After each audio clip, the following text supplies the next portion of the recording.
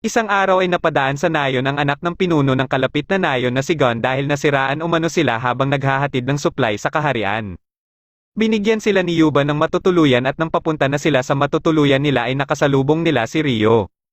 Tinadyakan ni Gon ang paa ni Rio ngunit siya patuloy ang bumagsak. Binigyan ni Rio sila Ruri ng bagay na tinatawag na protective amulet at ipinapalagay niya ito sa sulok ng kanilang silid.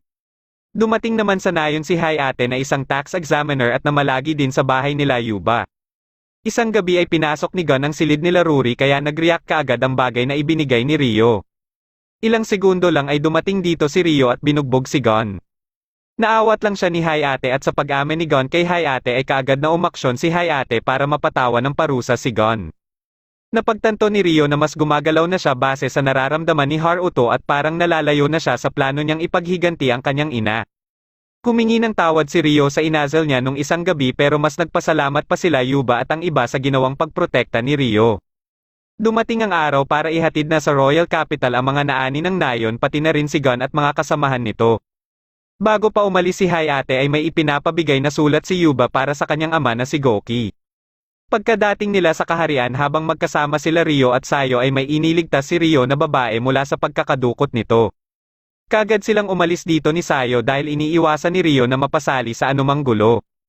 Matapos ibigay ni Hayate ang sulat sa kanyang ama at mabasa ito ay kaagad nilang pinuntahan si Rio. Dito na nalaman ni Rio mula kay Goki at sa asawa nitong si Kayoko na isa palang prinsesa sa kaharian ng Karasuki ang ina niyang si Ayame. Kasamahan naman ni Goki ang kanyang ama na si Zen sa naganap na digmaan at sa galing nito ay inirekomenda niya si Zen na maging personal guard ni Ayame at dito na sila nagkaibigan. Ngunit pagbisita ng prinsipe ng Rockerian sa kaharian nila ay nagkagusto ito kay Ayame at sinubukan na ipadukot si Ayame. Ngunit hindi ito nagtagumpay dahil dumating dito si Zen. Nakaisip ng paraan ang prinsipe para isisi kay Zen ang umano'y pagkamatay ng alalay niya at nagdemand ng execution kay Zen pati ang ipakasal din umano sa kanya si Ayame. Kaya napilitan ng hari na ama ni Ayame na pasekretong patakasin silang dalawa sa kaharian. Isinama ni Goki si Rio sa palasyo para makaharap ang hari at reyna.